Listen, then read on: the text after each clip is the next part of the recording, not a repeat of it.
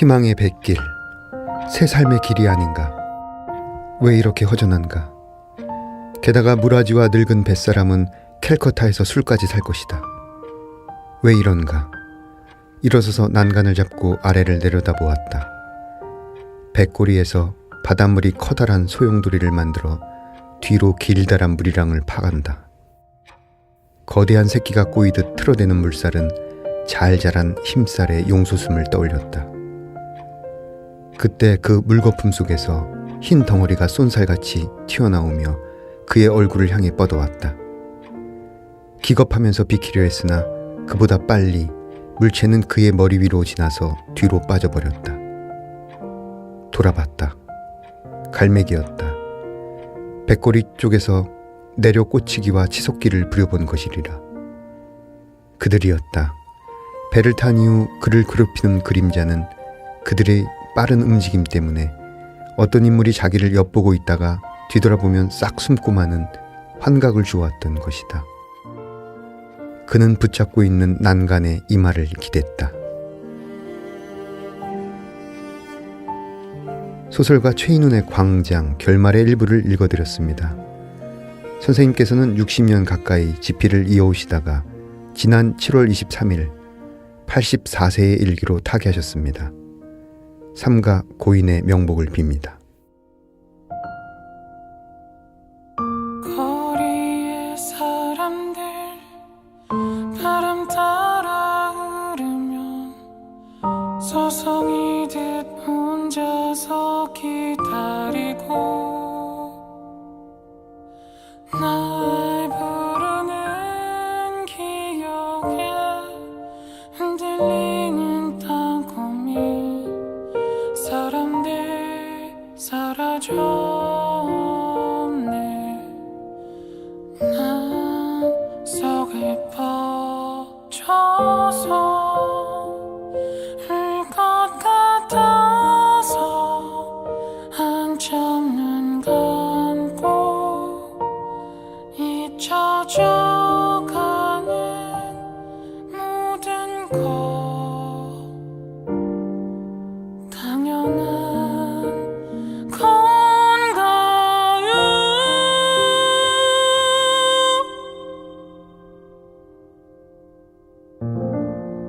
문학 라디오 헤이수의 문장의 소리. 네, 안녕하세요. 진행을 맡은 헤이수입니다. 오늘의 문장의 소리 작가의 방에는 문태준 시인님을 모셨습니다. 어서 오십시오. 예, 안녕하세요. 반갑습니다. 네, 저는 시선은 문태준입니다. 오랜만에 뵙네요. 네, 와주셔서 감사합니다. 네. 문태준 시인님에 대해서 짧게 소개해드리겠습니다. 1994년 문예중앙 신인문학상으로 데뷔하셨고 시집 수런거리는 뒤란, 맨발, 가재미, 그늘의 발달, 먼 곳, 우리들의 마지막 얼굴 등을 출간하셨습니다. 그리고 이번에 새로 나온 시집 내가 사모하는 일에 무슨 끝이 있나요가 나왔습니다. 요즘 어떻게 지내시고 계십니까? 요즘 뭐 크게 달라진 일은 없는데요. 네, 회사 나가서 낮 시간에는 일하고 요즘은 사실은 밤 시간에 회사에서 일을 하기 때문에 조금 오후 늦게 출근을 합니다. 그래서 점심을 먹은 다음에 집에서 혼자 점심을 먹고, 네, 그래서 출근을 해서 일을 보고 늦은 밤에 다시 집으로 돌아오고 그렇게 하는데 틈이 날 때마다 이제 뭐 걷는 일이 좋아서 회사 주변에 한강변이 있어서 한강변에 가끔 나가서 혼자 걷기도 하고 그래 요즘 바람이 많이 좋아진 것 같아요. 네, 바람 좋죠. 탁한 공기도 좀 맑아지고 해서 세워두었던 자전거를 다시 꺼내서 틈이 날 때 자전거도 타고 제가 행신동에 살고 있는데요. 네. 행신동에서 마포대교 있는 데까지 한번 왔다가 다시 돌아가고 그런 일도 좋은 것 같고 산에 뒷산이 있어서요. 집 뒤에 뒷산이 있어서 뒷산에 혼자 걸어갔다 돌아오고 그런 일들을 하고 있습니다. 네. 지금 스튜디오 안에서 뵈니까 네. 얼굴이 구릿빛으로 적당하게 네. 잘 구워졌다고 해야 되나요? 굉장히 건강해 보이시고 네. 단단해 보이시고 아주 보기 좋습니다. 사실 그렇지 않은데 네. 고맙습니다. 네. 그 시집 제목이 내가 사모하는 일에 무슨 끝이 있나요? 네. 입니다. 이제까지 나왔던 시집 제목과는 좀 다른 느낌이 들었어요. 네. 일단 제일 길지 않습니까? 네, 많은 분들이 그러시더라고요. 네. 이렇게 뭐 짧은 제목들이 많았는데 시집 제목이 꽤 많이 길어졌다 이렇게 얘기를 하시더라고요. 그러시면서 뭐 또 이런 제목들을 또 좋아하시는 분들도 있으시고 네, 그렇습니다. 저는 약간 만해 한용운님의 느낌도 좀 들었어요. 그런 시의 수준에 훨씬 못 미치지만 네. 제목 고민들을 좀 했었는데 네. 뭐 제가 올린 제목 가운데는 나는 노란 해바라기 속으로 사라졌네 뭐 이런 제목도 있었고 네, 시에도 그 해바라기에 관한 묘사들이 네. 좀 많이 보이더라고요. 그렇습니다. 네.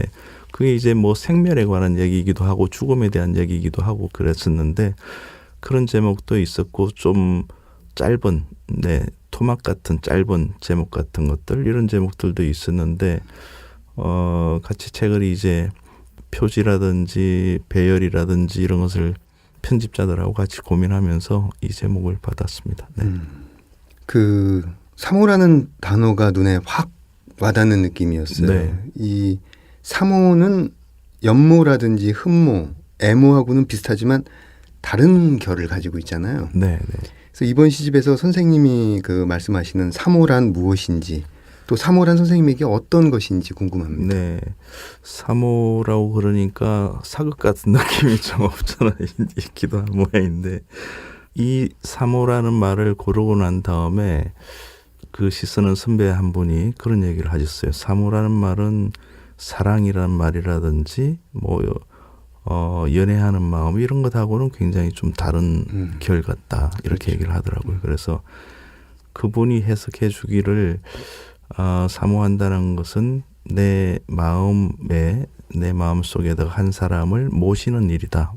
모십니다. 이렇게 얘기를 해서 그 사실은 그렇게까지 생각에 미치지는 못했었는데 그 말씀의 해석이 굉장히 좋았어요. 그래서 사모라는 것을 그렇게 보는 것이 더 적절하겠구나 이런 생각이 들었는데 이 사모라는 말은 호수라는 시에 일부분에 들어있는데 호수에 보면 어느 날 이제 제가 그 큰 호숫가를 몇 바퀴 이렇게 돌면서 아침에 산책을 하고 있었는데 호숫가로 잔물결이 바람에 밀리거나 해서 이렇게 쓰러지는 것을 봤죠. 물결이 쓰러지고 무너지는 것을 봤는데 호수의 중심이라고 할 만한 곳에 내가 사모하는 사람의 마음과 사모하는 사람이 존재한다면 나는 계속 이 호숫가를 거닐고 둘레를 맴돌면서 저 잔물결처럼 쓰러지는 존재에 불과하겠지만 이 호수라는 것을 나의 마음의 공간으로 또 본다면 내 마음의 중심에는 사모하는 님이 계시겠구나 이런 생각을 하면서 사모라는 말을 썼던 것인데 네. 그렇게 해석해 보면 그 선배가 한 사람을 마음에 모시는 것이다라고 말한 것이 굉장히 잘 맞는 비유인 것 같습니다. 네. 예. 이 거대한 호수에 관한 묘사를 들으니까 네. 그 불가에서 나오는 큰 범륜 있지 않습니까? 네, 거대한 수레 바퀴. 네, 네. 뭐 수미산 같은 느낌도 좀 없잖아 있어요. 네, 아주 세계에서 뭐 그러니까 짐작할 수 없는 어마어마하게 큰 산을 불교에서는 수미산이라고 얘기를 하는데 그런 느낌도 없잖아 있습니다. 네. 이번 시집에서도 수많은 것들과 얽혀 있는 관계에 대해서 생각해 보게 되었는데요. 이 관계를 통해서 말하고자 하고 싶었던 것이 있었다면 어떤 것이었을까요? 관계에 대한 얘기는 뭐 이번 시집뿐만 아니라 계속해서 제가 좀 얘기를 하고 있는 것 같은데 내가 누군가와 관계 맺는다는 것은 계속 주고받는 것이다 이렇게 얘기를 생각을 해요. 그래서 나라는 사람도 나를 설명하려면 주변의 사람들 나와 같이 살아가고 나와 생각과 말을 주고받는 그리고 감정을 주고받는 옆에 있는 사람을 통해서 나라는 것을 설명할 수 있다 이렇게 얘기를 할 수 있을 것 같아요. 그게 이제 불교에서는 사실은 공사상과 연결이 되는 부분이기도 한데 그렇게 크게 거창하게 얘기하지 않더라도 나는 누군가와 끊임없이 주고받고 연락하고 교섭하고 그리고 이 둘의 관계는 수평적인 관계에 있고 우위도 없고 열세도 없는 그런 관계에 있다는 거죠. 그래서 이제 공동체를 예를 들어서 이룬다면 그 하나의 공동체 안에서는 공동의 재산을 공유한다 이렇게 생각하면서 관계에 대한 생각들을 이번 시집에서 좀 풀어낸 것이 아닌가 그런 생각이 듭니다. 네. 그 시 속에서 그려내는 어떤 서정의 거리, 네. 시적 화자와 대상의 거리가 너무 멀거나 네. 아득하거나 그런 게 아니라 좀 가까워졌다라고 느껴졌어요. 예를 들어서 이제 연못이라든지 연꽃, 사귀게 된 돌 같은 시들 보면 이런 서정들이 주는 이미지가 정지돼 있으면서도 한편으로는 움직이고 있는 정중동의 인상을 받았습니다. 네. 시가 이제 포착하려고 하는 것이 예를 들면 뭐 바람이 이렇게 지나가면서 포도나무라든지 플라타너스의 잎사귀들을 흔들지 않습니까? 그런 움직임들과 같은 우리가 감각할 수 있는 움직임들을 시가 이제 포착하려고 애쓰는 거죠. 애쓰는 것인데 정적으로 보이고 움직이지 않는 것처럼 보이는 것들도 사실은 내부가 격렬하게 활동하고 있다 이런 생각이 들 때가 있어요. 그렇죠. 예, 그래서 우리가 거울이라든지 돌이라든지 화병이라든지 뭐 이런 것들도 다 어떤 그 시적으로 감흥할 수 있는 대상들이 된다는 거죠. 그것은 아마도 여러 시간들이 그 대상들하고 많은 시간들이 쌓이면서 침묵 속에서도 뭔가 이렇게 주고받는 것이 생긴다는 거죠. 생기고 시간은 쌓이고 이렇게 해서 서로의 마음을 입게 되는 것이 아닌가 이런 생각이 들 때가 있습니다. 그래서 정적으로 아무 말 없이 이렇게 서 있는 어떤 빗돌 이런 것을 보더라도 빗돌과도 우리는 대화가 가능하고 마음을 입힐 수 있다. 그래서 그런 시들도 있었어요. 예전에 박찬 선생님께서 쓰신 시 가운데 산에 있는 누군가를 이렇게 만나러 갔는데 그 사람을 만나지 못했다는 거죠. 만나지 못하고 소라고 해서 계곡 같은데 작은 그 물웅덩이가 있지 않습니까? 고인물. 고인물에 푸른 그 나무에 그 녹음이 아주 우거진 나무가 이렇게 물 속에 비치는 것을 본 거죠. 보면서 내가 오늘 만나지 못한 그 이도 저처럼 잘 살고 있을 것이다 하고 돌아왔다는 것인데 그때 그 소에 비친 그 푸른 나무의 물그림자 같은 것 이런 것은 사실은 우리와 대화가 가능하지 않은 것인데 그런 것에다가 내가 만나고 싶었던 사람 그 사람이라는 대상을 입힌 거죠. 그런 점들도 그런 대화들도 문학에서는 충분히 가능하지 않을까 싶습니다. 네. 시작 어떤 모사 보면은 간소한 선이라든지 붓을 집어 빛이 그린 그대로 마른 풀잎의 엷은 그림자를 따라 그려보았다. 어떤 이런 구절들을 보면서 굉장히 시의 느낌이 정물을 섬세하게 그려내고 있는 느낌을 받았는데요. 지금 방금 들려주신 말씀을 듣다 보니까 단지 섬세한 것만이 아니라 그 섬세함에서 많은 이야기들이 길어 올려지고 있고 또 많은 메시지가 함축되어 있다라는 생각이 드네요. 네. 그 부분은 마른 풀의 그림자를 본 적이 있었는데 마른 풀의 그림자는 예를 들면 뭐 살아있는 것 가운데 쉽게 비유할 수 있는 것이 뭐 갈대 잎이라든지 아니면 난초의 잎이라든지 이런 것들이 그림자를 만드는 것 이런 것들을 보면 선이 굉장히 간소하지 않습니까? 간단한 선들인데 그런 선을 보면서 굉장히 이 복잡한 어떤 욕망으로 얽힌 내 삶을 들여다보게 된다는 거죠. 그래서 옛 생각들 내가 가지고 있는 옛 생각들도 이제 좀 그만했으면 좋겠다 이런 생각이 들 때도 있고 식단도 좀 염분이 적은 저염식 식단 뭐 이런 것들도 얘기를 또 해놓은 것이 그러면서 이제 그런 표현들을 쓴 것 같습니다. 이번이 이제 7번째 시집으로 알고 있습니다. 물리적 시간 양으로 보면 대략 2년에 한 권씩 시집을 내신 셈이고 참으로 성실한 집필 활동을 하셨어요. 그 마치 대나무의 마디처럼 한 매듭을 단단히 묶으면서 등단 24년을 지금 지나셨는데 시에서뿐만 아니라 삶에 대한 태도의 변화도 있었을 듯합니다. 어떤 변화들이 있으셨는지.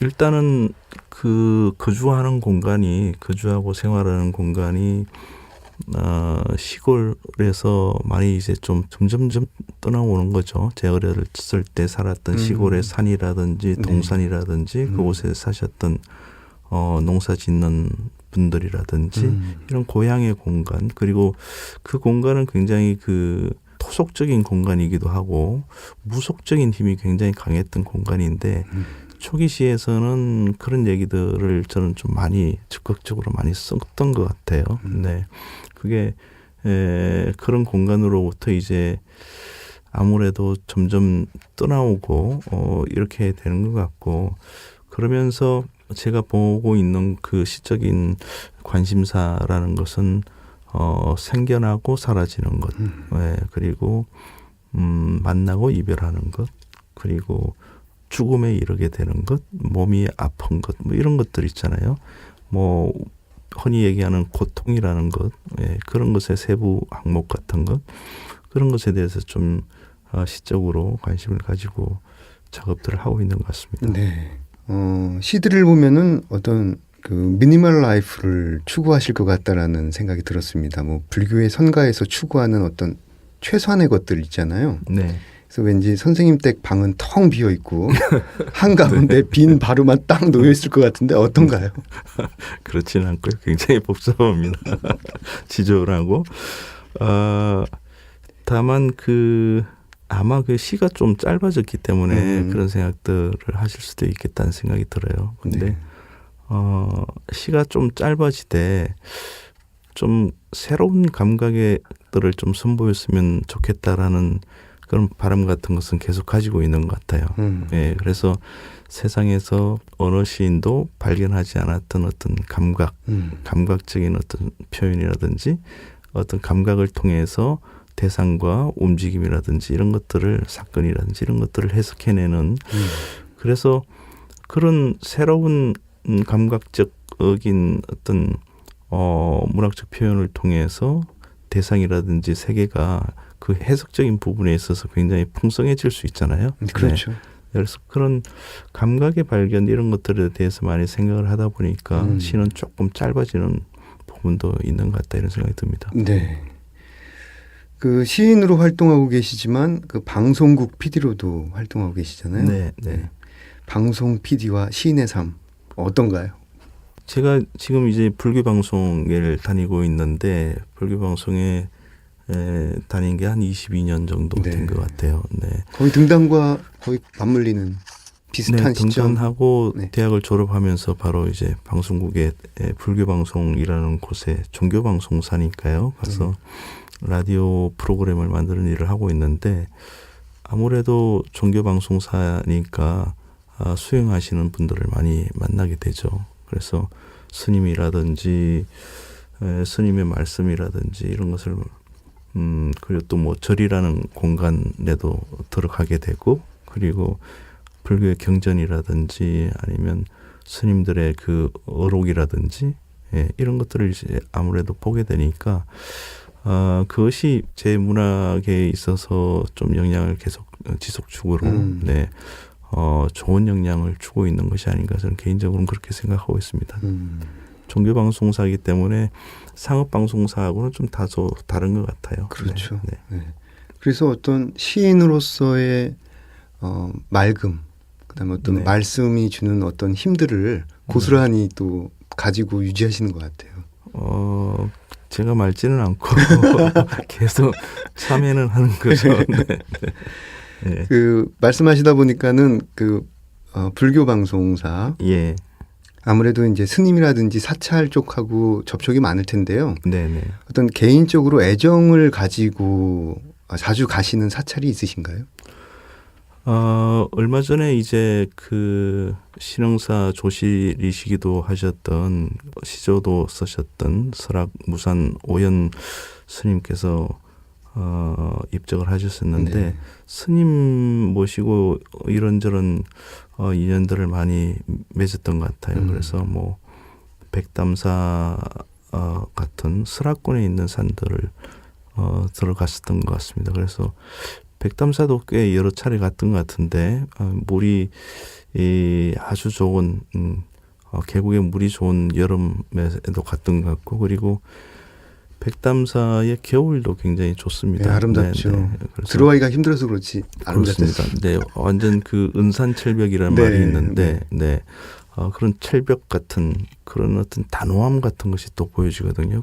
그런 백담사도 좋고 그리고 월정사 같은 절도 상당히 오대산 월정. 그렇습니다. 네. 네, 월정사에서 맞았던 새벽, 월정사에서 맞은 새벽 같은 것은 또 굉장히 또 오래 기억에 남는 것 같습니다. 네. 그 시집을 전체적으로 보고 또 방금 선생님의 말씀 고향과 멀어진 시간에 네, 대해서 얘기를 듣다 보니까 어떤 생각이 들었냐면 이 시집 전체에서 시인이 어떤 마을 하나를 그려내고 있다라는 이미지가 저는 느껴졌어요. 네, 그러니까 초여름이고 할머니가 있고 네. 뒤란과 텃밭이 있고 언덕이 있고 염소와 잠자리가 날고 네, 오솔길이 난 길 끝에 미륵 석불이 있는 마을. 네, 그래서 제가 굳이 주소를 한번 붙여보면 네. 문태준군 서정읍 삼오리 끝번지 미륵마을.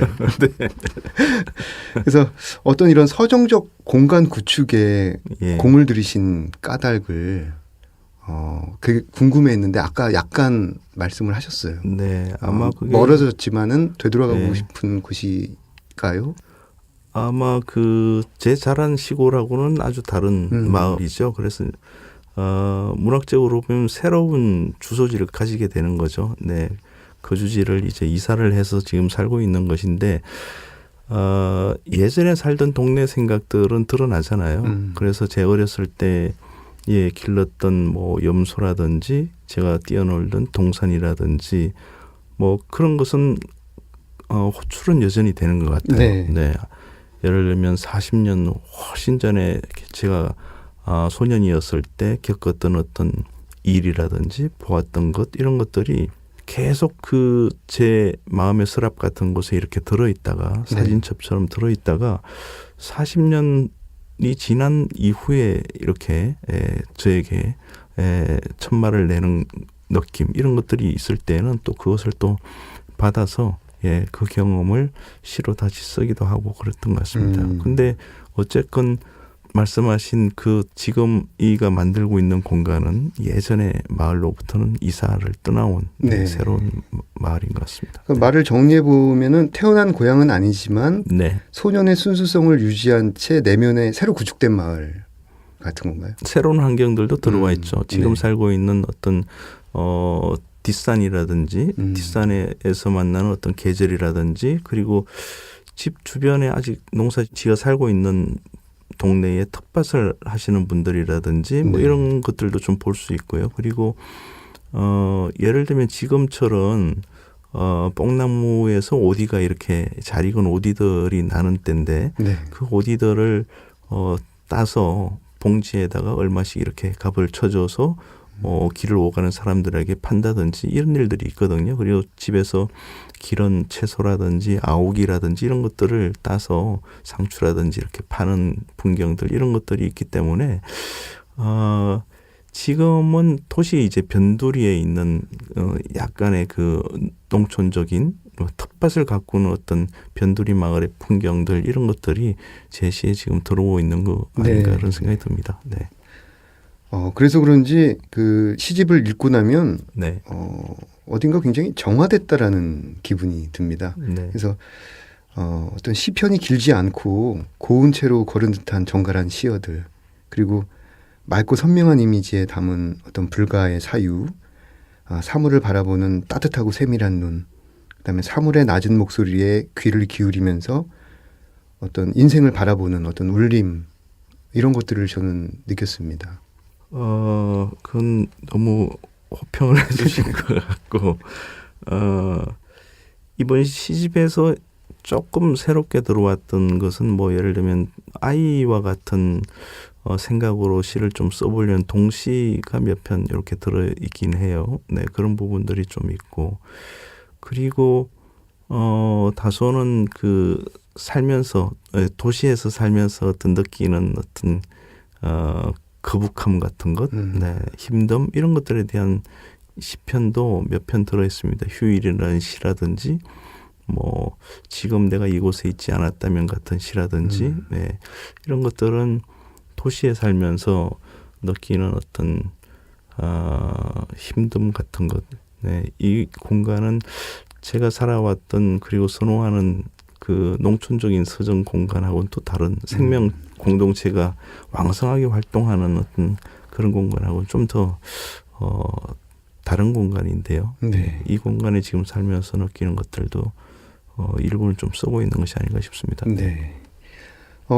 분위기를 좀 전환해서요. 네. 문태준 선생님의 버킷리스트를 알고 싶다라는 지금 질문이 들어왔어요. 네. 네. 갑자기 버킷리스트를 궁금하다는 저는 의견입니다. 크게 뭐 그런 건 없고요. 예를 들면 뭐 전라남도 쪽에 있는 섬, 예, 섬 같은 곳에 좀 가 있고 싶은 생각, 이런 생각들은 가끔씩 해요. 아니면 밴쿠버 같은, 네, 예를 들면 도시가 밴쿠버 같은 도시에 가서 몇 달 정도 혼자 이렇게 사는 거죠. 그래서 아주 낯선 공간, 네, 낯선 공간에 가서 새롭게 관계를 시작해 볼 수 있는 그런 공간, 그런 곳에 가 있고 싶기도 합니다. 네.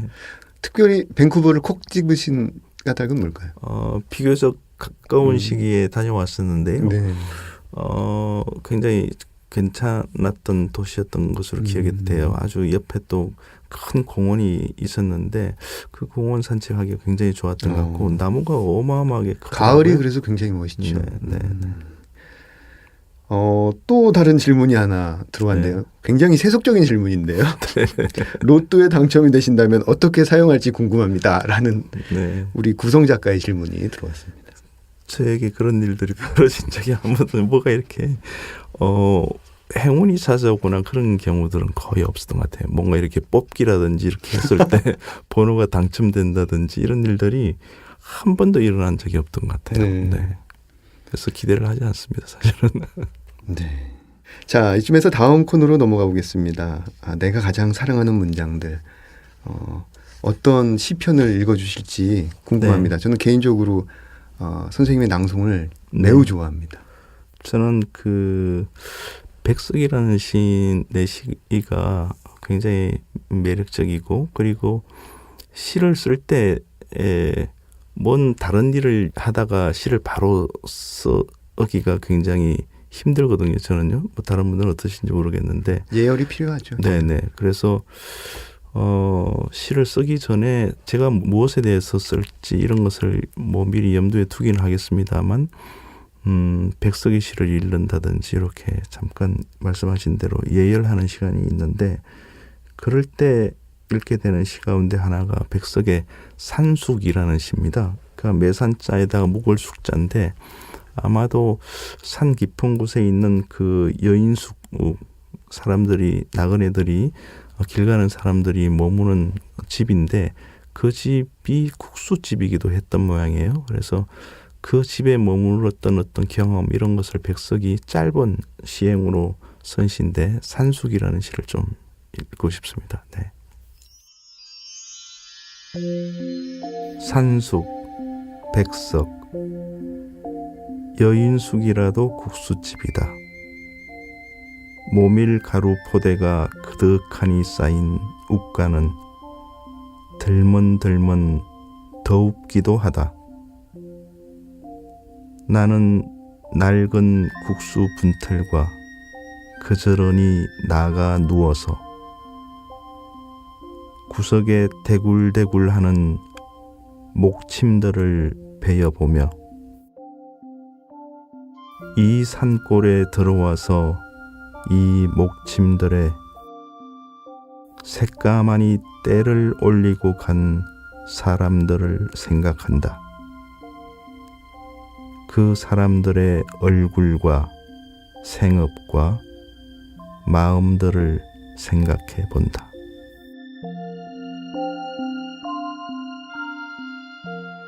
네.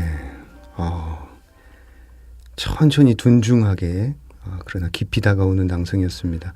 네, 이 시가 말씀드린 대로 사람들이 묵고 가는 집인데 국수집이기도 했던 모양이에요. 그래서 국수 분틀 같은 것이 이렇게 그 방에 있었던 모양인데, 그리고 모밀가루 포대 같은 것도 이렇게 쌓여 있고 윗목 같은데 이렇게 쌓여 있는데, 백석의 눈에 뜨인 것은 그 목침이었습니다. 네. 예, 베개이죠. 베개인데 나무로 만든 이 목침이 구석에 대굴대굴하고 이렇게 있었는데, 그 목침을 보는 순간에 백석이 목침에 때가 까맣게 이렇게 올라 있었던 거죠. 네. 네, 그걸 보면서 이 목침을 베고 갔던 사람들, 그래서 고단하게 잠을 자면서 이 목침을 베고 자면서 고단한 잠을 이루고 다음날 아침에 이 방을 떠나갔을 사람들을 생각하는 거죠. 그래서 그 사람들의 얼굴도 짐작해보고 그 사람들의 생업, 그 사람들이 먹고 살기 위해서 하는 일도 생각해보고, 그리고 이 낯선 방에 하룻밤을 묵고 갔던 그 나그네들의 어떤 그 마음이랄까요? 네, 그런 것을 한번 생각해보는 그런 시입니다. 담담하지만 어떤 삶을 살피는 어떤 시인의, 백석 시인의 마음이 같은 것이 잘 느껴진 시입니다. 네. 아주 평양냉면 국물 같은 담담하지만 어떤 깊은 네. 맛이 있는 네, 그렇습니다. 그 목침의 때를 보면서 어떤 관계의 겹침과 중첩을 다 끌어내는 네, 그런 장면이 인상적이었습니다. 아주 여럿이 이 목침들을 배우고 갔다는 거죠. 수많은 사람들이. 그렇죠. 네, 그렇습니다. 이번 코너는 사운드 앤 스토리 시간인데요. 문태준 시인님이 오늘 어떤 소리를 들고 오셨는지 일단 함께 들어보겠습니다.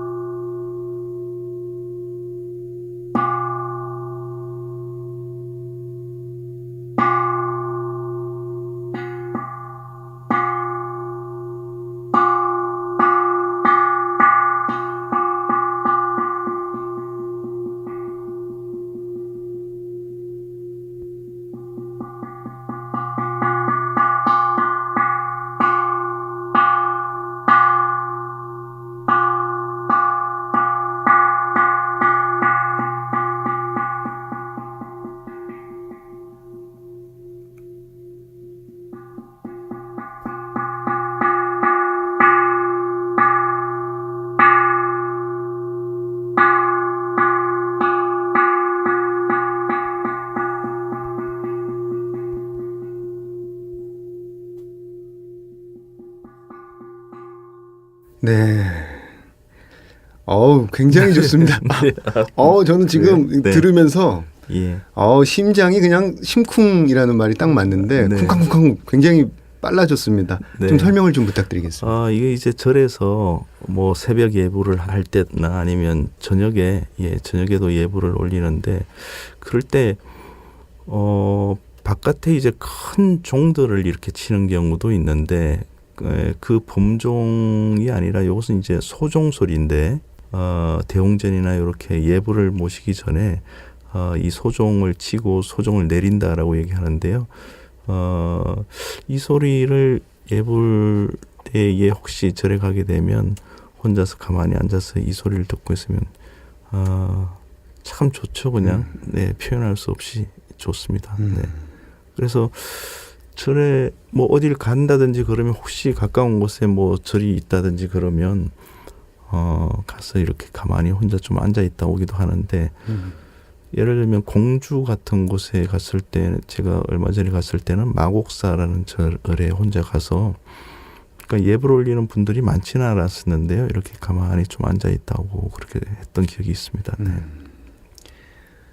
소종을 치고 내리는 소리. 네. 그 어떤 예불 시작과 함께 잠을 깨우는 어떤 기다란 공명과 진동. 네.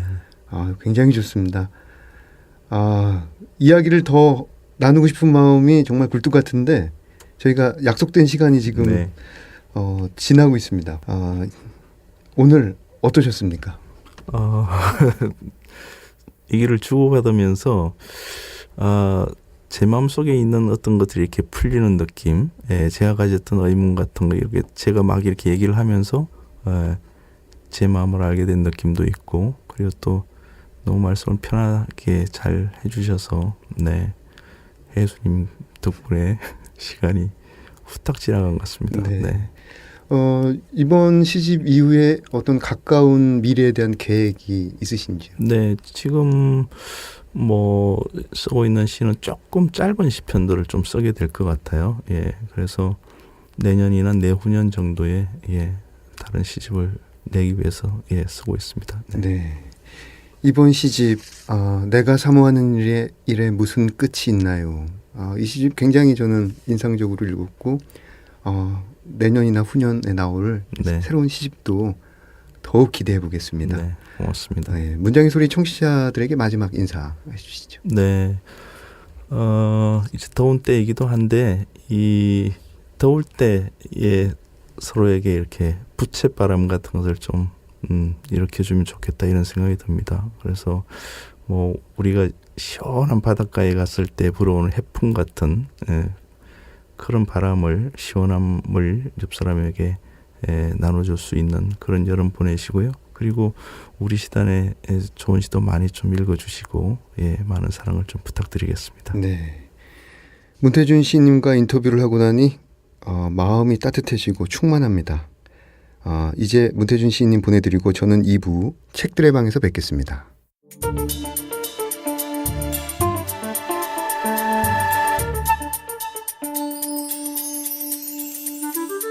문장의 소리 2부 책들의 방. 2부 코너에서는 책에 관련된 다양한 직업군을 초청해서 이야기를 나누고 있습니다. 지난주에 이어서 오늘은 뉴스페이퍼 이민우 편집장님, 육준수 기자님 모셨습니다. 안녕하세요. 네, 안녕하세요. 뉴스페이퍼 육준수 기자입니다. 네, 안녕하세요. 뉴스페이퍼의 이민우입니다. 네, 한 주 동안 잘 지내셨는지요? 어떤 일이 있으셨는지요? 저는 이제 소국도가 시작이 돼서요. 이것 때문에 정신없이 보내고 있습니다. 네, 저도 이제 서국도 시작이 돼서 부스들 이렇게 지나다니면서 작가님들 뵙고 이제 인사드리고 그러고 보내고 있습니다. 네, 서울국제도서전 네네, 맞습니다. 말씀하시는 거죠? 네. 오늘은 가장 사랑하는 책에 대해서 이야기를 나눠보려고 합니다. 먼저 육준수 기자님부터 어떤 책을 가져오셨는지요? 네, 저는 이제 황정은 소설가의 아무도 아닌인데요. 오늘 같은 경우에는 제가 이제 수상 작품집으로 대신 가져왔습니다. 네. 그 아무도 아닌에 수록된 작품 중에 상류엔 맹금류라는 단편 소설이 있는데요. 제가 이 작품을 이제 읽어보려고 가져왔습니다. 네. 이 작품은 2016년도에 이제 문학동네 출판사를 통해서 출판이 됐는데요. 주인공에게는 제이라고 이제 사귀던 남자 친구가 있습니다. 근데 제이의 가족과 수목원에 놀러 간 이후에 제이와 헤어지고 현재는 다른 사람과 살면서 어째서 이렇게 되었는가, 뭐 그런 거에 대해서 생각을 하는 작품인데요. 이 외롭고 서글픈 정서가 이제 전반적으로 감돌고 있는데 저는 이것이 우리 일상 속에서 쉽게 발견할 수 없었던 부분을 보여주면서도 인간의 관계가 깨어지는 파열점, 이런 것들을 다른 시각으로 보여주지 않았나라는 생각이 들어서 선정을 하게 됐습니다. 네. 그럼 육준수 기자님의 목소리로 낭독 들어보겠습니다. 아무도 아닌. 제이는 그늘에 차를 세우려고 주차장을 2바퀴 돌았지만 적당한 자리를 찾지 못했다. 웬만한 나무 그늘엔 먼저 도착한 차들이 자리를 잡고 있었다. 그늘 한 점 없는 주차장 복판에 차를 세워두고 짐을 내리는 동안 해는 우리 머리 꼭대기에 있었다. 정오였다. 제인의 아버지가 뒷좌석에서 깨끗한 파나마 모자를 꺼내 머리에 얹었다. 제인의 어머니는 나무 그늘 쪽을 바라보고 서 있었는데 이마를 덮은 곱슬머리 때문에 눈 아래 짙은 그늘이 져 있었다. 제인은 트렁크를 열어둔 채로 카트에 짐을 실었다. 도시락 찬압, 수박 반통을 담았다는 아이스박스, 돗자리 2묶음과 각종 피크닉 용품이 담긴 종이봉투, 간식을 담은 배낭이었다. 6개의 짐은 부피도 모양도 제각각이라서 카트에 쌓기가 쉽지 않았다. 찬압은 둥글고 아이스박스는 아래쪽으로 갈수록 좁아지는 형태에 물병은 길쭉하고 돗자리는 더 길쭉해서 어떻게 쌓아도 균형이 잘 맞지 않았다. 특히나 피크닉 용품이 담긴 종이봉투는 아래쪽에 놓으면 찌그러져서 균형을 무너뜨렸고 위에 얹으면 짐을 고정하는 고무줄 틈으로 빠져 바닥으로 떨어졌다. 그런 과정을 반복하면서 벌써 몹시 구겨진 상태였다. 나는 지쳐서 뒤로 물러섰다. 제이는 저걸 끌고 숲으로 들어갈 작정일까? 카트를 끌기에 적당한 길만 있는 것도 아닐 텐데 어쩔 생각일까 하고 생각했다. 산책을 하러 왔는데 그래서야 산책하기가 어려운 모양새였다. 한두 개는 두고 가도 상관없을 것 같았는데 제인의 어머니는 다 필요한 거라면서 몽땅 가지고 입장하기를 고집했다. 제인은 뜨거운 시멘트 바닥에 무릎을 꿇은 채로 짐을 쌓았다가 내리고 다시 쌓기를 반복하면서 땀을 흘리고 있었다. 제인의 아버지는 부채를 붙이면서 줄이 너무 짧은 것 아니냐고 말했다. 제인은 삐뚤빼뚤하게 쌓인 짐 위로 고무줄을 당기다가 고리에 발목을 다쳤다. 굵은 고무줄 끝에 수리발톱처럼 생긴 금속 고리가 달려 있었는데 그게 어딘가에 잘못 걸렸다가 탁 풀리면서 제이의 왼쪽, 그것도 안쪽 복사뼈를 때렸다. 조그만 돌이 쪼개지는 듯한 소리가 났다. 제이는 발목을 붙들고 앉은 채로 한동안 움직이지 못했다. 복사뼈를 덮은 손 위로 핏줄이 붉어져 있었다. 괜찮으냐고 묻자 제이는 괜찮다고 답하면서 한두 번 발을 털어본 뒤 똑바로 섰다. 제인의 어머니가 멍한 눈빛으로 제이를 바라보고 있었다. 황정은님의 상류엔 맹금류. 네, 맞습니다. 어떤 정서, 독특한 정서. 네네.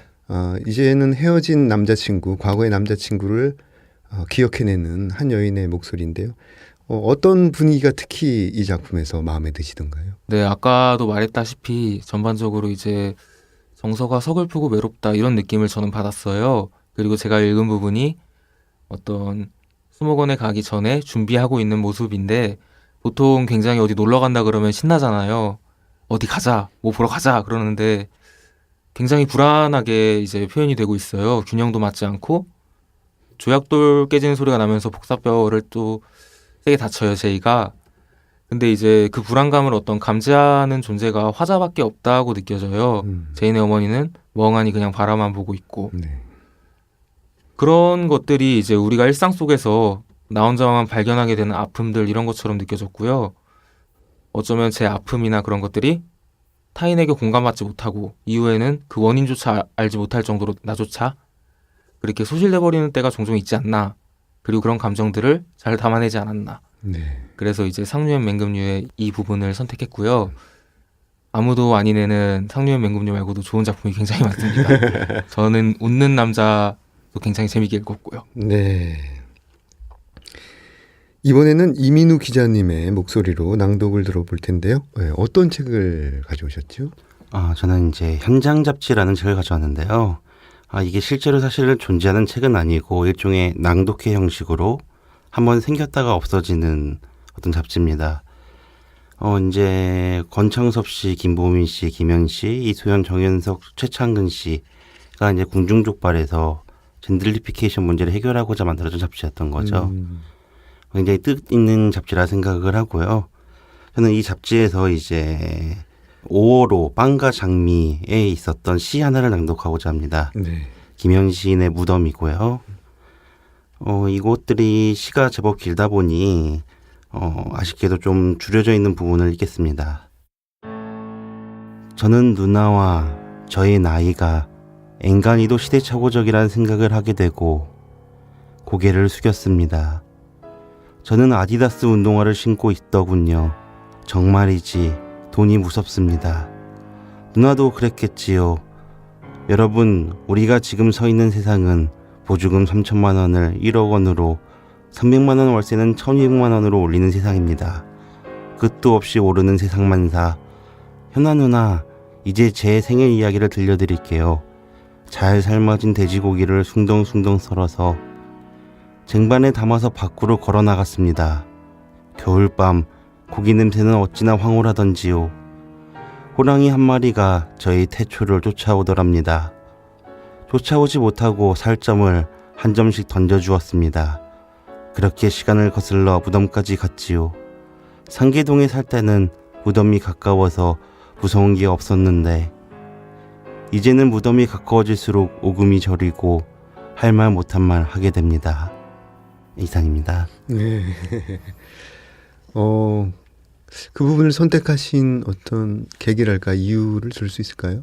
사실은 이 시를 현장에서 김영희 시인이 직접 낭독하는 걸 들었었는데요. 시가 어떤 사람을 이제 정말 눈물보다는 몸을 울리는 듯한 느낌을 받았던 경험이 있었어요. 그리고 실제로 어떤 자신의 아픔이 타인의 아픔으로 이어지는 공감 능력 같은 것들이 이 시에 있지 않나라고 믿음이 있어서 읽게 됐습니다. 네, 감사합니다. 저만 너무 길게 읽은 것 같은. 아닙니다. 오늘 산문과 운문의 밸런스가 아주 아, 좋습니다. 네. 이민우 편집장님께서 아까 말씀하시던 중에 네. 그 궁중족발에 관한 부분을 언급하셨잖아요. 네, 맞습니다. 네, 그때 그 문인들이 발견한 문제점이라는 게 구체적으로 어떤 것들인가요? 이제 젠틀리피케이션 문제는 뭐 사회에서 많이 이슈가 됐습니다만 문인들이 발견한 부분은 이 부분입니다. 그러니까 어떤 한 사람의 삶의 터전이었던 공간이 특히 문인들에겐 장소라는 공간은 굉장히 특별하지 않겠습니까? 그 공간이 갑작스럽게 5년만 넘으면 법으로 실제로 보호를 받고 있는 게 5년입니다. 5년 이후에는 건물주가 이제 금액을 얼마를 올리든 나가라 그러든 그 사람은 떠나야 되는 거죠. 근데 자신의 삶이 5년 동안 묻어있던 곳에서 쫓겨나게 된다면 그곳에서 사라진 건 사실 돈만이 아닐 겁니다. 그 사람의 삶, 그 사람이 살았던 수많은 인생들 사라지는 거죠. 그래서 문인들이 이제 항상 모여서 거기서 신앙송을 하고 있는 거고 그 시들이 어떤 세상으로부터 그들을 보호해 줄 수 있기를 바라는 마음에서 한다고 생각합니다. 네. 기자로서 힘들 때도 있고 보람을 느낄 때도 있을 텐데요. 어떠신가요? 네, 저부터 먼저 말씀을 드리자면 조금 속물적으로 들릴 수 있지만 기사 쓰고서 고맙다고 연락 왔을 때가 저는 가장 보람을 느낍니다. 그 제 글이 어찌됐든 타인에게 좋은 영향을 끼칠 수 있다는 것이 뭐 글을 썼던 습작생의 입장으로서도 너무 감격스럽고 그렇게 느껴지는데요. 한 번은 어느 분께서 이제 제 기사가 나온 이후에 강연 요청이 들어온 적이 있다 이러면서 되게 기뻐해 주신 적이 있으세요. 네. 그게 원래 그분의 목소리지만 어떤 그런 것들을 조금 더 끌어와서 알릴 수 있는 역할을 했다는 게 너무 보람차게 느껴졌고요. 힘들 때라고 하면은 이제 사실 제가 지금 배워가고 있는 단계라서 일정 조정이나 이런 부분이 제 마음대로 되지 않아서 피로감을 느낄 때가 많아요. 그래가지고 그런 부분에 있어가지고 다른 선임 기자님이나 아니면 다른 기자님들에 비해서 좀 깔끔하지 못하다라는 생각이 들어가지고 이 부분에 있어서는 많은 노력을 할 생각입니다. 네. 옆에서도 얘기를 했는데 제일 힘든 건 이런 지점이죠. 그러니까 문학 행사가 사실은 일과 시간 내에 있을 수가 없습니다.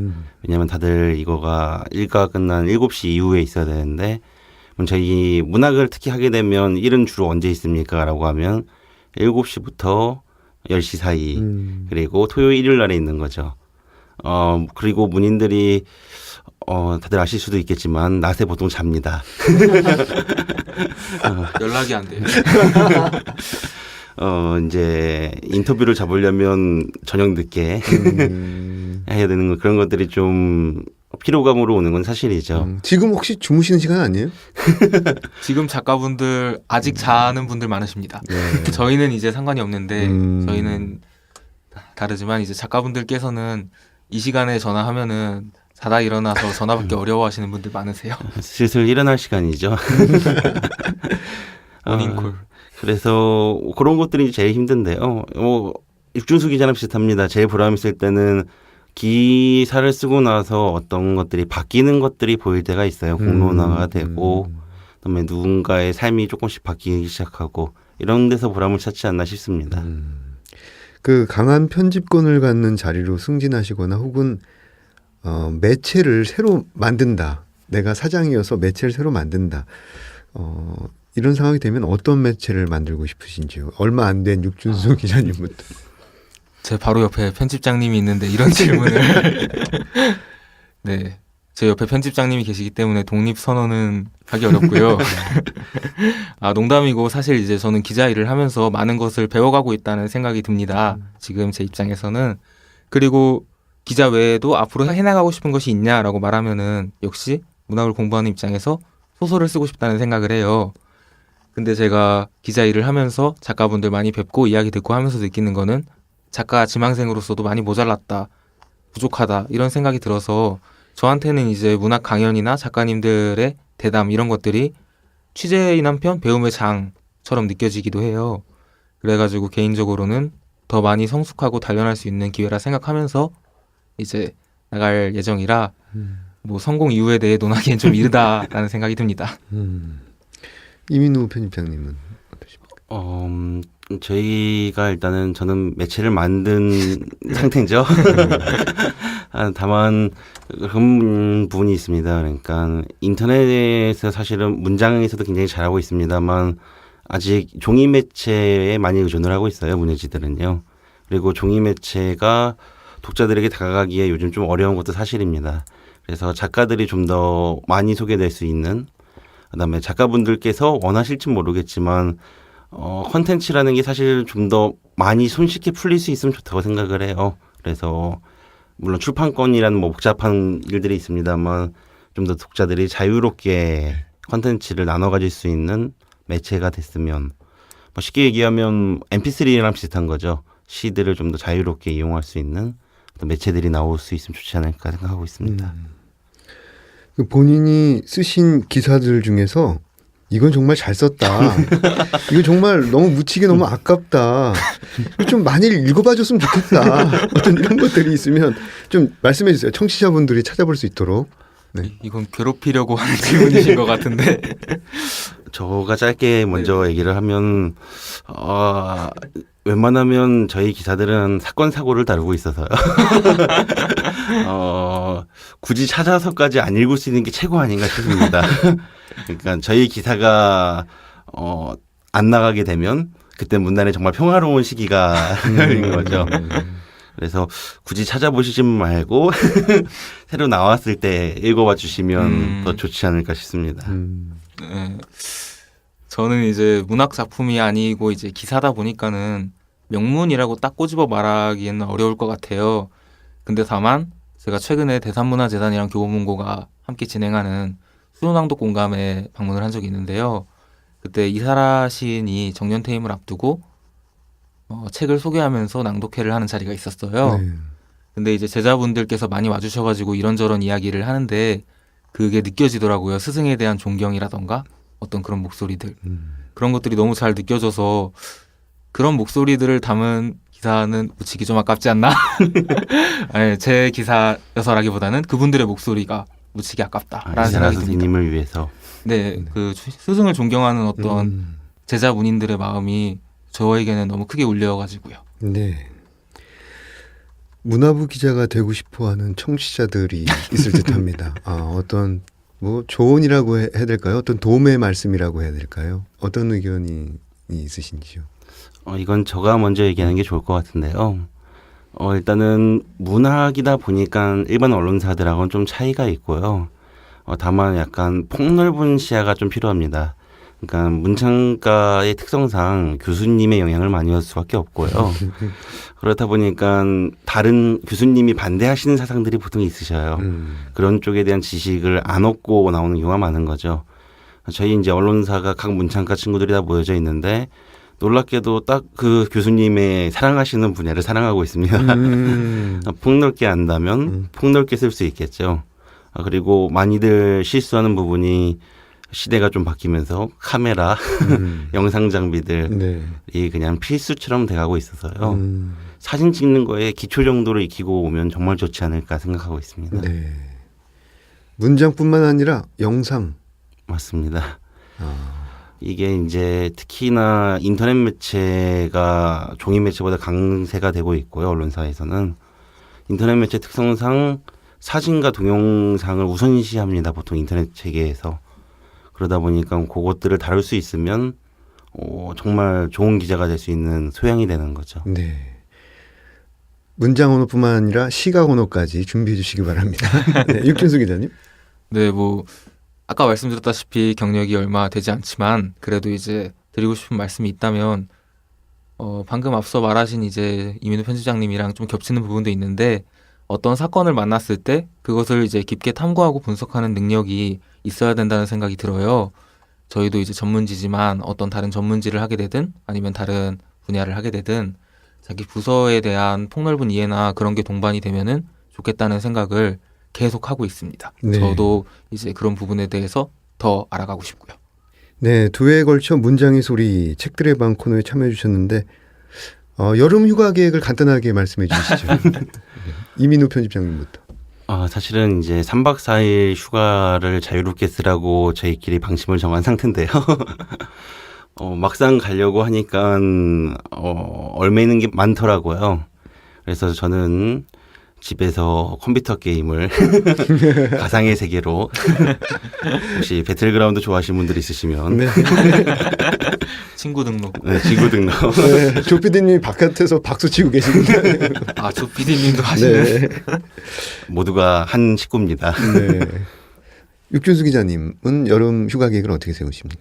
저는 지금 여름 휴가 계획이 찾아보니까는 내일로가 원래 25살 이하인가 그렇게 적용이 되잖아요. 근데 이번 연도에 뭐 무슨 일이 생겼는지 나이 상한선이 좀 높아져서 제가 그 내일로를 아직 갈 수 있더라고요. 그래서 여름 휴가 기간 동안 전국 일주까지는 아니더라도 어떤 열차 차선이 닿는 데까지 한번 가보는 게 어떤가라는 생각을 막연하게 하고 있는데 며칠 갔다 와서 아마 집에서 보내지 않을까 생각해요. 저도 게임을 아마 좋아하기 때문에 네. 게임 많이 하지 않을까 생각합니다. 네. 문장의 소리 이제 마칠 시간이 됐는데 두 분께서 마지막 청취자분들께 인사를 좀 간단하게 해주십시오. 이제 문장의 소리를 들어주시는 분들도 아마 저희 매체도 마찬가지로 다 문학을 좋아하시는 분들이라 생각합니다. 문학이 사실은 사람들에게 많은 감명을 주고 있는 것처럼 요거가 문학을 기반으로 하는 매체, 문장의 소리, 뉴스페이퍼 둘 다 많이 사랑해 주셨으면 좋을 것 같고요. 저희 매체도 문장의 소리만큼 열심히 하고 있으니 꼭 와서 봐주시기 바랍니다. 네. 육준수 기자님. 제 목소리 들어주시는 분들 있다는 거에 너무 일단 감사드리고 죄송하고요. 저희가 이제 전달하는 정보나 어떤 작가들의 말 이런 것들이 보다 더 잘 전달되고 이제 청취자분들께 울림을 줄 수 있도록 더 많은 노력을 기울이겠습니다. 감사합니다. 네, 감사합니다. 문장의 소리 이제 마칠 시간이네요. 이어서 첫 책을 낸 작가들의 소개가 있습니다. 저는 헤이수였고요.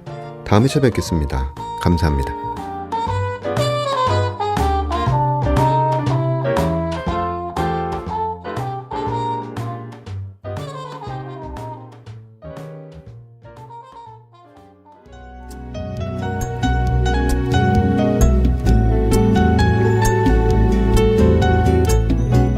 안녕하세요. 문장의 소리 정연우 시인입니다. 오늘은 첫 시집 시인하다를 출간하신 이령 시인님과 함께 하겠습니다. 안녕하세요. 안녕하세요. 반갑습니다. 시를 쓰는 이령이라고 합니다. 네, 첫 시집이 나왔어요. 많은 생각이 들 것 같은데 어떠신가요? 네. 제가 지금 요번에 시인하다 첫 시집이고요.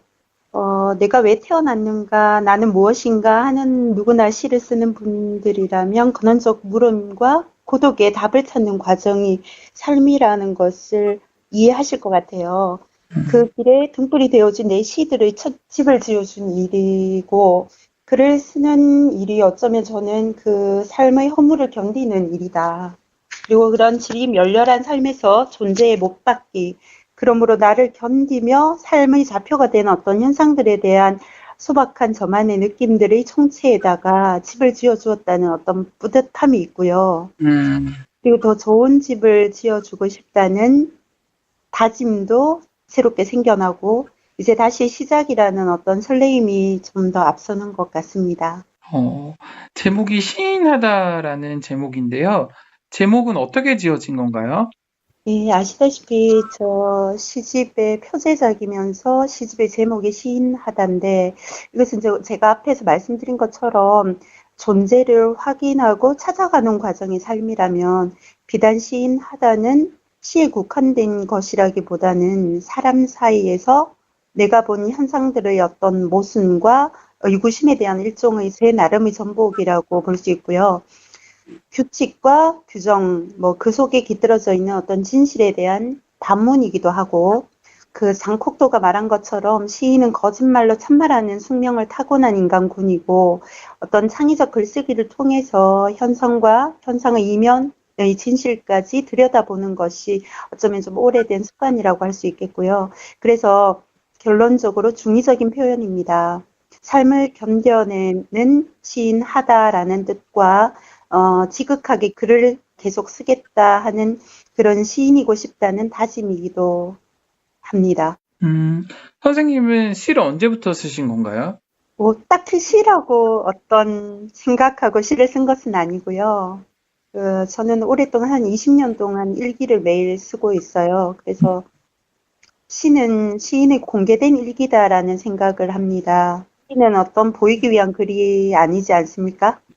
그러나 시는 공개된 일기, 즉 공개를 한다는 것은 어쩌면 심리적 결핍에 대한 어떤 보상 심리일 수도 있고 위로받고자 하는 기대 심리라고도 할 수 있겠고요. 그 일기를 쓰면서 스스로 제가 제 자신을 정죄해 가는 과정이고 또 거기서 도출되는 기쁨 이런 것이 있기 때문에 뭐 어린 시절부터 시라고 하기보다는 시를 좋아하고 뭐 그런 의미에서는 시를 썼다고 할 수 있을 것 같아요. 존재의 근원이라는 말이 계속 맴돌고 있는데요, 제 머릿속에. 네. 그러면은 이령 시인님은 본인은 자신 어떤 사람이라고 생각하세요? 그건 이제 그런 내가 누구인가를 찾아가는 과정이 어쩌면 삶이고 일생일 건데요. 네. 제가 생각하는 저는 상당히 이성과 감성의 경계가 좀 불분명한 심각한 꼴통인 것 같아요. 그리고 꼴통, 네. 저는 김치찌개도 좋아하고 베프테를 같이 먹을 수 있는 선호하는 국제적 어떤 미감의 소유자라고도 할 수 있겠고 또 음악에 있어서는 나훈아를 좋아해요. 또 시시아를 음악도 좋아하고 이런 음악도 뭐 믹스 매치해서 즐기는 좀 절대 음치고 봄에 많이 아프고요. 가을에 좀 깊어지는 남성 호르몬 과다 분비증을 좀 앓고 있는 근데 분명 여성이고요. 그러나 끊임없이 실패하는 자라는 것을 견지해야 된다. 이런 자세로 시를 쓰겠다 하는 진정한 시의 매니아라고. 그 그림을 굉장히 잘 그린다고 제가 알고 있어요. 그런 작품들도 제가 몇 개를 봤고, 그래서 그림이랑 시랑은 또 어떻게 차이가 있고, 또 어떤가요? 뭐 시에 많이 이렇게 영감을 많이 주나요? 제가 뭐 그림을 잘 그린다기보다는 아침에 새벽에 이제 글 쓰기 전에 제가 새벽 5시에 일어나서 1시간 정도 그림을 그려요. 처음에는 시를 쓰기 전에 어떤 집중하기 위해서 그림을 배운 적이 없고 그냥 제 쪼대로 그림을 그리다가 어느새 좀 취미가 된 것 같고 그림을 그린다기보다는 시를 그린다라고 표현하고 싶고요. 또 시는 그림을 쓴다라고 표현하고 싶어요. 같은 맥락이죠. 그러니까 나를 찾아가는 길에 어떤 그것이 삶이라면 시를 그리는 그림을 쓰는 일은 그 길을 밝혀주는 가장 충실하고 행복한 심리적 자위다. 그림들이 약간 관능적이고 어떤 섹시한 그런 것들이 느껴졌던 것 같아요. 제가 느낄 때. 네, 문득 이령 선생님의 좌우명이 궁금해져요. 그 이제 좌우명이 딱 정해져서 확정되는 것이라기보다는 제가 살면서 자주 바뀌더라고요. 근데 최근에 이제 제가 남명조식 선생님을 만나게 되고 그의 사상을 공부를 하면서 성공적인 삶이 뭘까? 우리가 가시적으로 주어진 인생이 한 번밖에 없잖아요, 일단. 성공적인 삶의 기준을 저 나름대로 어떤 열정과 옳은 의지와 그것을 실행할 수 있는 힘과 사랑, 뭐 열정, 옳은 의지, 실행, 사랑 이것이 이제 제 농담으로 쪼대로 산다라고 하는데 쪼대로 살지언정 또 타인에게 해가 되지 않는 그런 삶을 살겠다. 이게 좌우명이라고 할 수 있을지 모르겠어요. 근데 쪼대로 산다는 의미가 정확히 무슨 의미인가요? 나만의 색깔로 나의 의지와 어떤 열정과 실행, 사랑을 실행하면서 살겠다. 그런 다짐이죠. 나답게 살고 싶다. 아, 그러네요. 쪼대로가 국어사전에 자기의 마음대로 또는 기분대로 경상도 지방의 방언이다 이렇게 나오네요. 네, 제가 경상도가 고향이고요. 저희 어머니도 경상도가 고향이거든요. 그리고 경주가 저희 어머니 고향이거든요. 근데 이경 선생님도 지금 경주 사시죠? 예. 경주에서 한번 뵈야 되는데. 반갑습니다, 선생님. 네, 선생님 그 시집을 묶으면서 가장 힘들었던 일이 있었을까요? 일단 힘들었다기보단 대체적으로 설레고 행복했고요. 근데 그렇지 않나요? 처음으로 내 힘으로 어떤 새 집을 장만하면은 그 짐을 사고 정리하는 것은 어떤 새로운 보금자리에 대한 희망, 기대 뭐 이런 걸로 힘들기보단 설레잖아요. 네. 근데 다만 새 집으로 이사 갈 때 거추장스러운 것은 새 집에 어울리지 않는 것 같은 건 버려야 할 물건들, 그러나 버리기엔 좀 아까운 물건들 그런 게 있죠. 시집도 마찬가지인 것 같아요. 제가 이제 시집에 들어갈 시들과 분리를 해야 되는 시들을 선별하면서 시집에 실리지 못한 몇몇 작품 버리는 일이 좀 망설여지더라고요. 특히 등단작이 그랬어요. 그건 왜냐하면은 등단을 하기 위해서 시를 쓰기 위해서 쓴 시라는 생각을 제 스스로 많이 했고요. 네. 작품성을 떠나서 내가 느끼고 내가 절실했던 시들은 시집에 싣고 싶은데 객관적으로 인정받았지만 그닥 절실하지 못했다. 등단을 하기 위해 시를 쓰기 위해서 쓴 시들은 좀 버려야 되겠다. 근데 그 욕심을 버리는 게 좀 힘들었던 것 같아요. 저 버릴 줄 아는 게 가장 힘들죠. 그렇죠. 그 시집 판매 수익금을 어려운 사람들한테 기부를 했다고 제가 알고 있거든요. 제가 사실 첫 시집을 내면서 사회적 캠페인을 병행하면서 시집 판매액의 일정 부분을 기부할 것을 이제 온라인상으로 페이스북을 통해 가지고 분들과 약속을 했고 네. 실제로 그 판매액의 일정 약속했던 부분을 기부를 했습니다. 그거는 제가 아까 어떤 삶의 좌우명에서도 열정은 누구나 가지고 있지만 옳은 의지가 부재하고 또 옳은 의지가 있다 하더라도 그 실행하지 않으면 의미가 없거든요. 제가 결정하는 열정과 어떤 제가 계획했던 옳은 의지, 그것을 실행하고자 노력을 했던 부분이고, 그것은 뭐 저는 시를 썼지만 제 시집을 통해서 같이 사회적 캠페인에 동참해 주신 오프라인에서 직접 뵙지는 못했지만 뜻을 같이 하는 분들이 많이 도와주셨어요. 그래서 그걸 실행할 수 있어서 상당히 기쁘게 생각하고, 또 하나는 제가 이것을 생각하게 된 계기는 많은 시인들이 자비 출판으로 시집을 돌려보는 그런 문단의 어떤 병폐를 젊은 시인, 제가 막 생물학적 나이로 많이 젊은 나이는 아니지만 그래도 첫 시집인데 좀 실행을 해보자 이런 것을 작지만 작은 힘이지만 형태의 흐름은 바꿀 수 없겠지만 그러나 그 비판만 할 것이 아니라 나라도 한번 실행을 해보자 하는 생각을 했었고요. 근데 다행히도 그런 일에 동참을 해주시는 분들이, 고마운 분들이 많이 계시더라고요. 시집도 시집이지만 그런 나의 의지를 관찰할 수 있었다.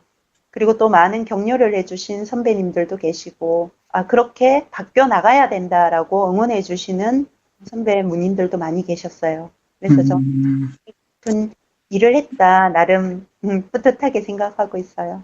이런 선생님을 사실 처음 알게 된 게 예. 시를 비평을 하시는 걸로 알고 있거든요. 그래서 묻다라는 시를 예전에 썼는데 그 강아지가 죽고 되게 슬퍼가지고 되게 썼던 시인데 그거를 이렇게 비평을 해주셔가지고 되게 저는 기쁨과 뭔가 어떠한 많은 감정들이 느껴져가지고 또 이름도 되게 특이하시고 그러니까 제가 계속 기억을 하고 있었거든요.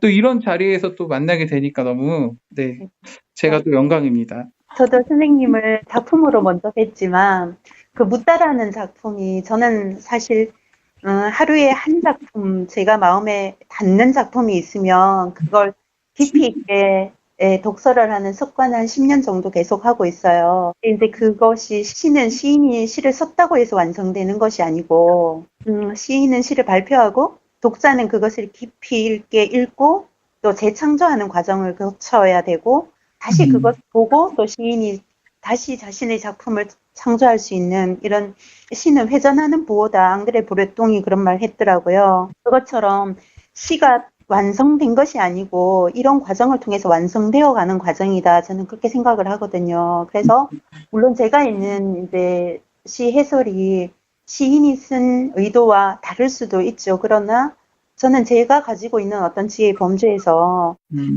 제 시가 아니라 다른 시를 보면서 연구를 하고 또 느끼고 공부를 하는 거지요. 그래서 선생님 작품에 묻다라는 작품을 딱 보고 제가 놀란 것이 선생님이 아마 상당히 젊으신 시인으로 아는데 사유가 깊었고요. 첫 번째. 두 번째는 묻다라는 단어의 어떤 중의적인 표현, 삶의 사유를 끌어오는 그 깊이감, 그리고 감각적이고 또 현상에서 일어날 수 있는 일을 그대로 쓰지만 거기서 깊은 어떤 사유를 끌어내는 분이구나. 저는 그렇게 봤거든요. 그래서 저도 그 시 보면서 많이 배웠습니다. 연결말을 못 두겠습니다. 제가 사실 이런 선생님이 주인공인데 아니에요. 아이고, 선생님이 그런 다른 시인들의 작품들을 발굴을 해서 이렇게 비평을 하는 것들을 제가 예전부터 쭉 봐왔는데 선생님이 방금 말씀하신 시인이 손을 떠난다고 해서 시가 완성된 게 아니라 다른 사람에 의해서 또 완성이 되고 의미가 다시 되새겨지고 그런 것 같습니다. 앞으로 어떤 시인이 되고 싶은지 궁금해요. 저는 시인이라는 어떤 규정을 하기 전에 어떤 사람이 되고 싶다 이런 생각을 많이 하고 있고요. 끊임없이 실패 중임을 시인하겠다. 끝까지 견인하겠다 그것을. 그리고 영원한 시의 매니아로 남고 싶다라는 생각을 하고 있습니다. 그리고 제가 시를 계속 쓰게 된다면 깊고 견고하고 파괴적인 시인으로 남고 싶다. 어떤 책에 보니까 그런 말이 있더라고요. 명예라는 것은 사회적 관계성이라든지 뭐 기타 여러 가지 조건으로 얻을 수 있지만 명성이라는 것은 오직 작품으로 승부한다. 이 말을 제가 최근에 듣고 상당히 가슴에 새기는 말인데요. 시를 쓰기 위해 시인이 되기 위한 시인이라기보다는 내가 나를 찾아가는 삶의 과정에서 좀 지극하게 시를 사랑하고 계속해서 시의 매니아로 남고 싶다. 그런 다짐을 말씀드리고 싶어요. 네, 오늘 인터뷰 너무 감사드리고 마지막으로 이령 시인의 시인하다 들으며 마치도록 하겠습니다. 시인하다. 난 말의 회랑에서 뼈아프게 사기치는 책사다. 바람벽에 기댄 무전 취식 속수무책 말의 어성꾼이다. 집요할수록 깊어지는 복화술의 늪에 빠진 허무맹랑한 방랑자다. 자, 지금부터 난 시인하자. 내가 아는 거짓의 팔알은 진지 모드. 그러므로 내가 아는 시의 팔알은 거짓말. 그러나 내가 아는 시인의 일할쯤은 거짓말로 참말하는 언어의 술사들. 그러니 난 시인한다. 관중을 의식하지 않기에 원천무죄지만 간혹 뜰에 핀 장미에겐 미안하고 해와 달 따위가 따라붙어 민망하다.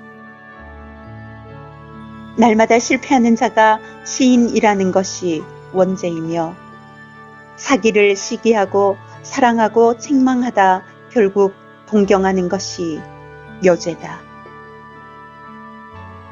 사기꾼의 표정은 말의 바깥에 있지 않다. 그러니 시인의 시인은 속속들이 참에 가깝다.